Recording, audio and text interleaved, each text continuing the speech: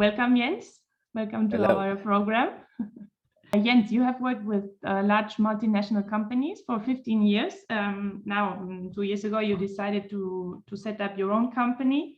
And what you are focused on is boosting human innovation in companies.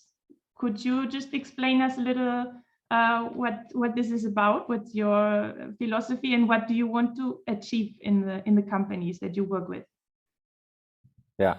So the main reason I have started with the human angle of innovation was in the learnings of IKEA, working with innovation in IKEA, which is like an international company, which most of the people listening, I guess, know. I've seen the missing points when innovation didn't work inside of that company, and later on as well with the big companies I've been working with, was the human factor. So you can take the best processes of the world, the best technology of the world, and try to implement that in an organization. But if it's not taken care of, that the people who are working with this, let's say, innovative ideas inside of the organization are adapting to that, the best idea is not going to happen. So that was a starting point where I said, hey, I have learned so much in IKEA how to do it right. I can use that and help other companies. So for me, it's basically 3 parts. It always starts from the inside out. It starts with the leadership. So I work with the executive board or the owner of the company. And then we look into how do we work with an innovative approach from a leadership angle? So how do you lead teams that innovation is getting like a culture inside of the organization? Then we work together with the total teams and the employees, with the partners and even customers of that organization. And the last part of what we're doing is basically bringing that into a process level. And it's like, how do you innovate? How do you build a systematic approach of innovation in an organization? That's what I've done over the last 2 years with multinational and local companies.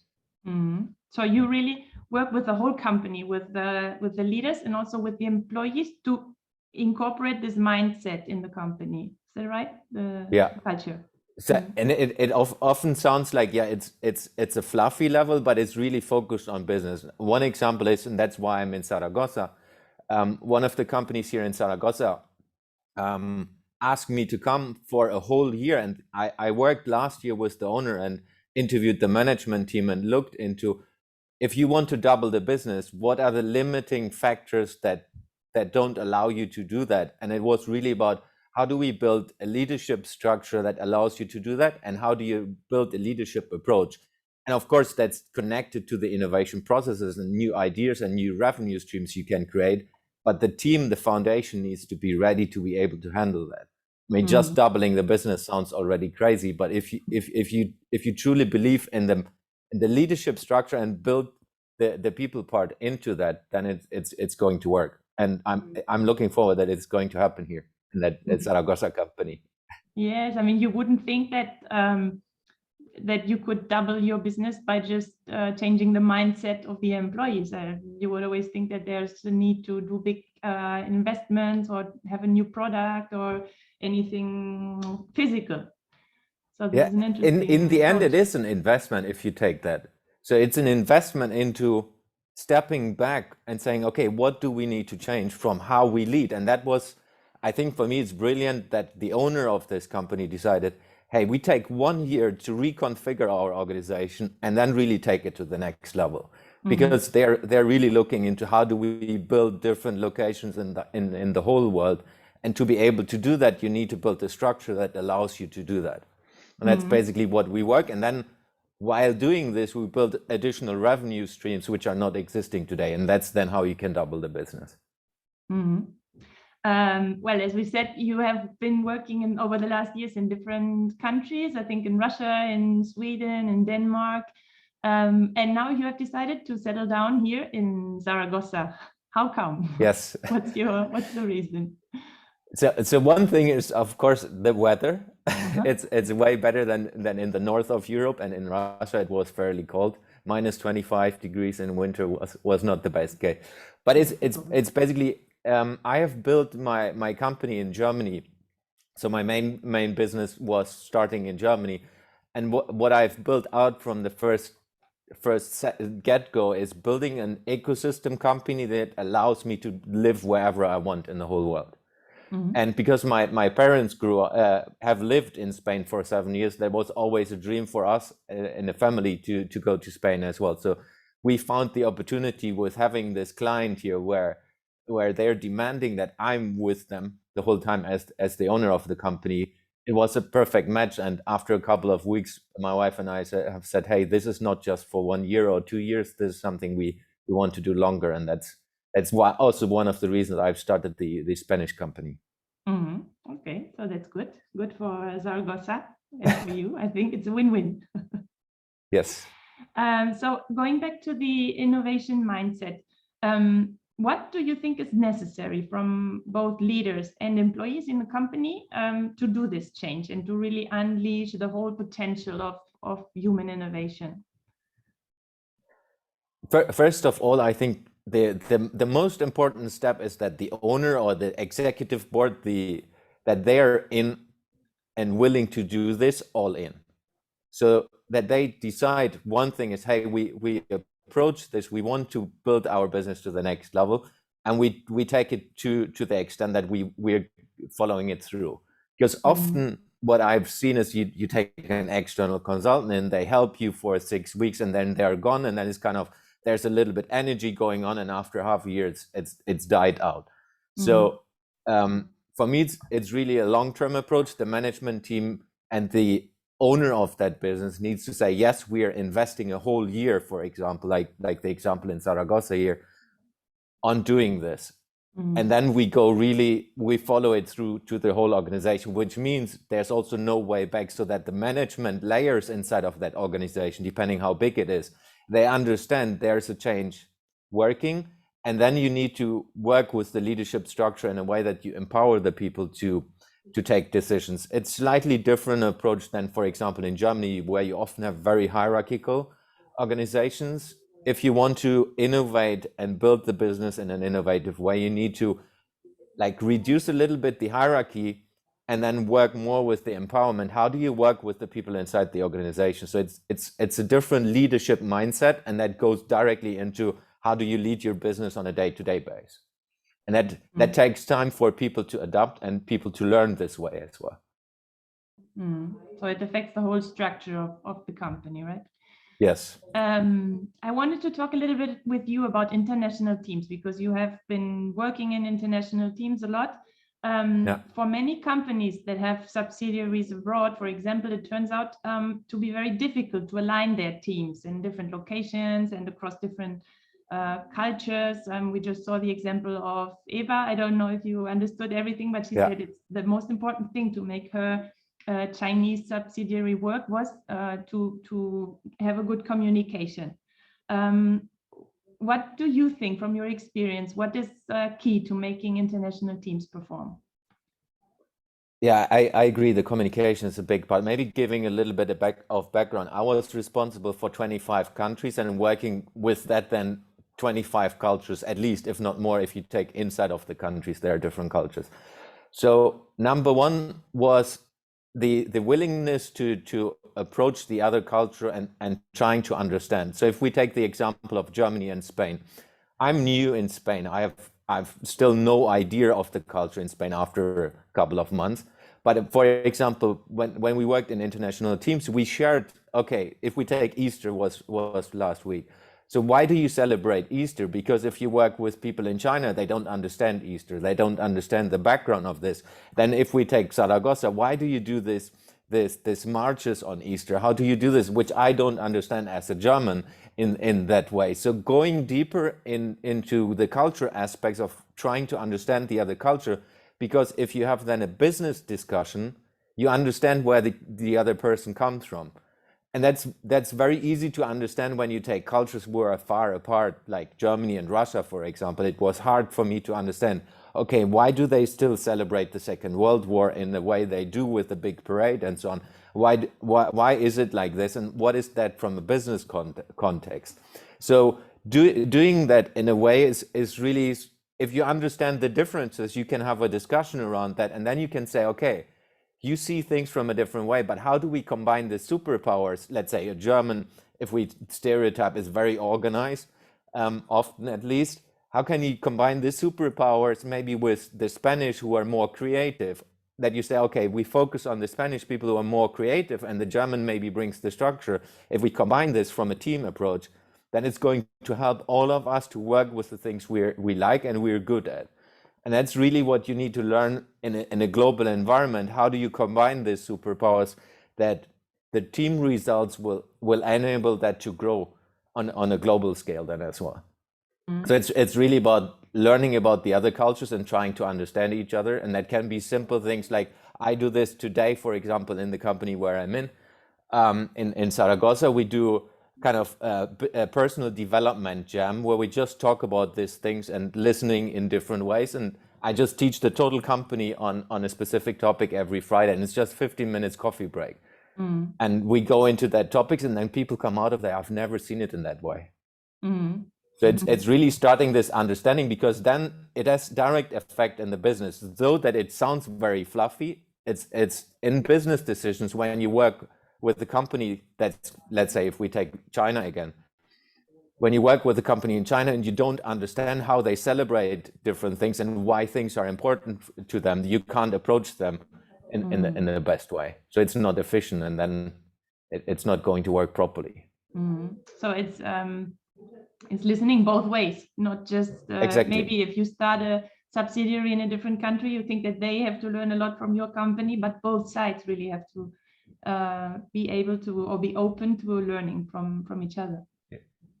Yeah, maybe a good example from IKEA. When IKEA is going into a new country, what they always do, they take a Swedish person, like where IKEA comes from, to go into opening the country, so that they bring the company Swedish culture into that, but they directly hire local people, so that they directly merge the kind of IKEA culture with the local culture.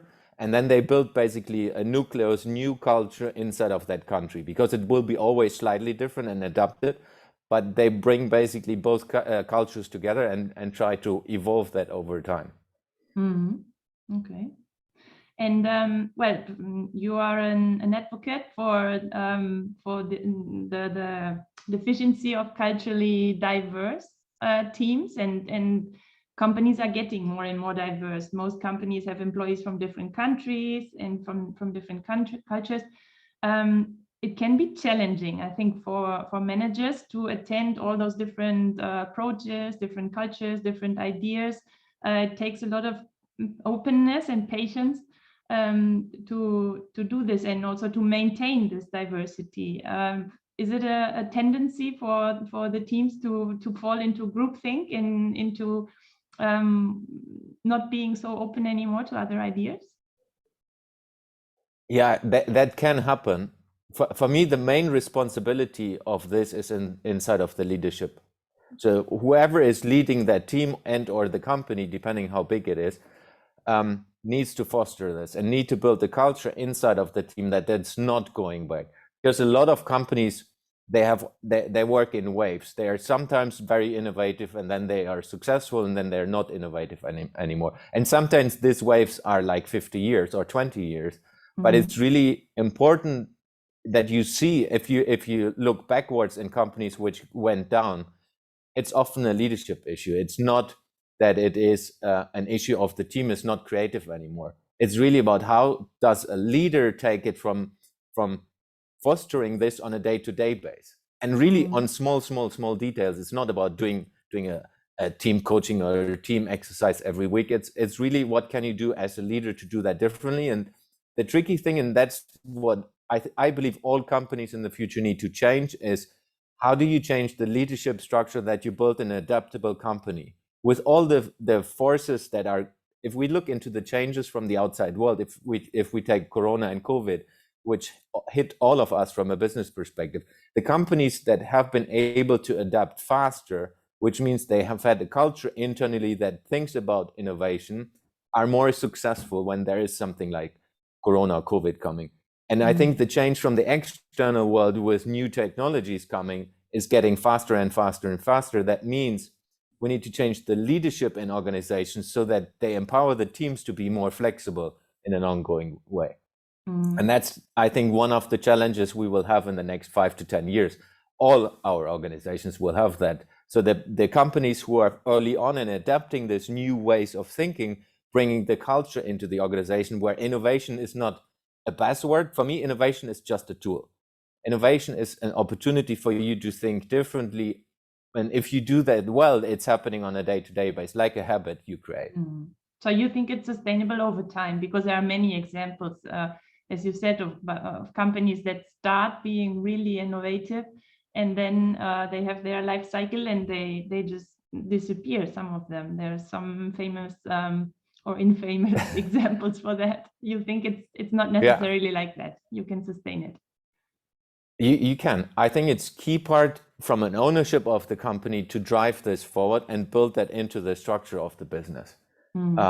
So like the executive board and the owners of that business need to drive that going forward. And that's why you need to build it into the culture, because even if the management is changing, which is happening in organizations, the culture will educate the new CEO. For example, if you get a new CEO, the culture will educate the new CEO that this is the way how we do things, like it is in all organizations. Even that we sometimes think a new CEO will get new wind. Yes, that's the case. But if the culture is very strong and innovative, then it's going to stay long term. The tricky thing, a lot of organizations are not investing into the culture, into people inside of their organization. And that's why it's going only, hey, there's a strategies, there's a budget for innovation, then it's getting towards innovation. And then it's happening maybe for 2 years if you're lucky. But then the wind is changing and the budgets are restrained, and then innovation is not happening anymore because there was no focus on the cultural part. And if we go back to IKEA has done this now over, I think, 70 years. And they're still innovating on a day-to-day basis. And that's because of the culture. It can be some kind of life insurance for a company to be to have an innovation culture. Okay, so we will look forward to see how you bring this spirit and this methodology to Zaragoza. Just one last question. Together with a partner you have in the United States, you will organize this summer several trips also for Spanish companies to Silicon Valley, to go there and learn from the large and small companies that are implemented there. Is this something you really recommend to anyone who's in a company, or is it for specific industries or profiles of people?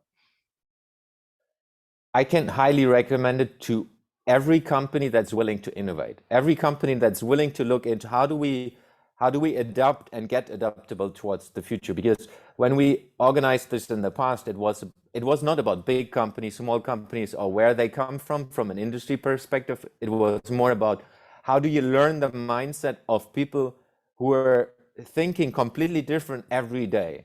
If we just take one example, the driverless car, which is self-driving cars.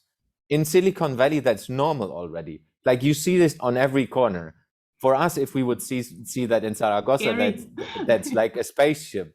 You can't imagine that. But they are living already 20 years ahead in some certain things. And specifically, if you work with the businesses and meet the people from the businesses, and that's what it is for me. It's not about going to Google. Yes, it is about going to Google, but it's more about meeting the people inside of Google and learning from them. How do they work? And when we did this in 2000, when I did it first time in 2016, we built connections between the people, and IKEA implemented things because of that trip. So there was a huge business benefit, plus the personal connection after one trip only. So the trip was paid back in less than half a year, easily. And then after that, the return of that investment was very, very high for IKEA. So it's really the cultural aspect will help you to get the understanding of how do these innovators, who are, for me, the world-class innovators in the world, because they are all in one space. They're all in, this is like 10 kilometer radius. And it's completely different world to what we're used to if we take Zaragoza or Germany, where I lived before. So it's really to get a glimpse of the future. Yeah, and that's maybe last point on that. that's also why I'm organizing this event next Friday here in Zaragoza. I'm just using that the a little bit. Innovation Jam. Yes, So that's tell us. exactly. So that's bringing international people to us here in Zaragoza and share their stories on how do they innovate. So there will be people from the US, people from UK, people from I think Colombia and so on, bringing ideas and what they're doing to Zaragoza and just sharing and having a networking opportunity. That's that in a small scale. Mm-hmm. So when is it and where? And where can people So it's next Friday, the 29th of April, here in Zaragoza, in the office of the Leisure Way, which is the company I'm supporting here in Zaragoza. Mm-hmm. Okay, so anyone interested and you can find it. Can contact us at Aragon Exterior or can contact you directly via LinkedIn or yes, or whatever. Okay, so we'll be looking forward to that event also. And well, thank you very much, Jens, for being here with us today and Pleasure. for sharing your experience and your ideas with us.